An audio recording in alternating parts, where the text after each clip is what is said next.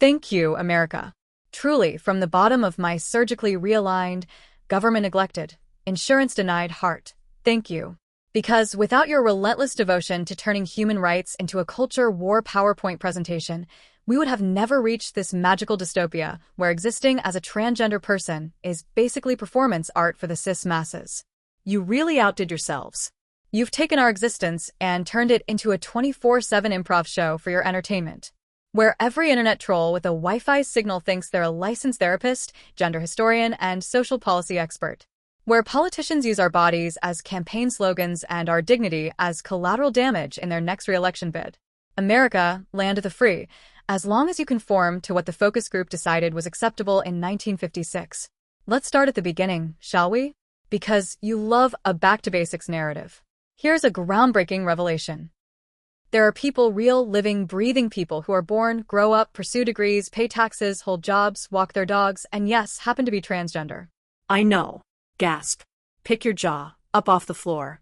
They're not all pole dancers in sequin thongs or tragic headlines in your Facebook feed. Some of us actually have hobbies. Some of us are your coworkers. Some of us might be your boss, or your therapist, or your kid's teacher, or, brace yourself, the person who wrote the code that makes your precious dating app function. But here's the problem. That kind of normalcy doesn't fit your carefully curated crisis narrative. You need us to either be fabulous drag mascots or walking trauma machines. Anything else, and suddenly your whole sense of superiority starts to wobble. So what do? You pretend we don't exist. You close your eyes and chant two genders like it's a spell to protect your ego from reality. And when we do appear, oh boy, it's never on our own terms. We show up on cereal boxes for Pride Month. We get slotted into diversity panels like human props. We become the subject of a very special episode of your favorite show, always either a sob story or a sacrificial lamb. Never the CEO. Never the love interest. Never the protagonist. We're there to make you feel progressive without actually challenging anything. Because let's be honest, what you really love is passive-aggressive transphobia. You don't scream anymore. No, that's too unsophisticated. Now you smile and say things like, I respect your identity, but I don't think you're right for this position. Or, we support diversity, just not the kind that makes us uncomfortable. You let us into the room, but not too far in. Just enough to get the photo op. And let's talk about bathrooms. The sacred battleground of American morality. Forget healthcare, education, infrastructure. The real national emergency is apparently who pees where. You'd think we were launching missiles from the toilet. You pass laws to keep us out of public restrooms, then feign confusion when we end up unemployed or unsafe. That's not policy. That's targeted harassment wrapped in legislative language. But hey, it polls well with your base, and isn't that what democracy's all about? And speaking of safety, have you checked those statistics you love to ignore? The ones about suicide rates, unemployment, homelessness, violence against trans people? No? Didn't think so. Because those numbers aren't inspirational. They don't go well with rainbow merch and hashtags. They're messy. They're real. They imply that your system is failing. And if there's one thing America hates more than accountability, it's inconvenient facts. Oh, but come June, suddenly we're everywhere. On corporate floats, in rainbow sneakers, on limited edition soda cans. Because what better way to honor a marginalized group than to turn them into a seasonal marketing gimmick? You call it visibility. We call it economic cosplay. And the rest of the year? Ghosted. The allyship dries up faster than your diversity budget in Q3. And then there's the applause. My God, the applause. You're so brave. You're such an inspiration. As if courage means surviving a society that would rather legislate our extinction than fund our healthcare. As if inspiration pays rent. As if being tolerated is the same as being respected. It's not. But thank you for the participation trophy. Meanwhile, you expect us to smile, to be grateful, to educate you gently, to suffer in silence, to not be too loud, too demanding, too visible. Because God forbid we disrupt your performative peace. You want us to be saints or clowns, not actual people. You want visibility without voice, inclusion without power, symbolism without change.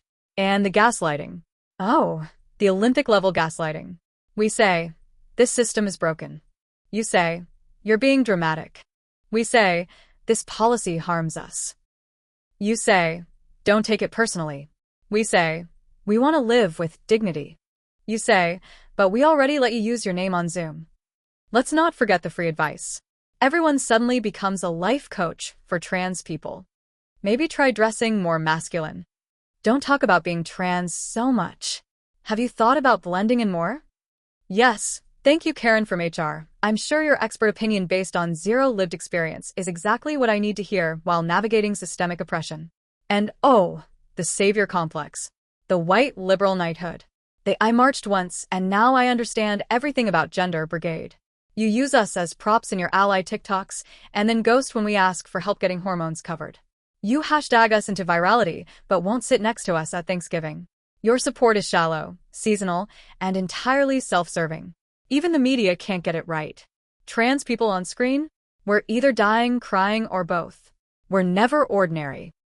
Never joyful. Never just living. Because joy isn't edgy enough. You want trauma. You want spectacle. You want content. You don't want truth. And you certainly don't want to pay us to tell it. You'll center us in headlines but not in boardrooms. You'll debate our existence on national TV but won't let us into the writing room.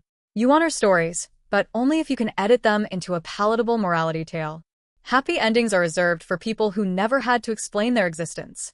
You see us as symbols, not people. As metaphors, not neighbors. As hashtags, not humans. And when we demand to be seen in full, you call it a tantrum.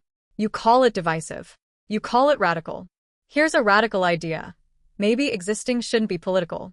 Maybe our lives aren't yours to dissect. Maybe respect isn't optional. And maybe, just maybe, your discomfort is a you problem, not a trans problem. Do you want unity? Try equity. You want peace? Try justice. You want representation?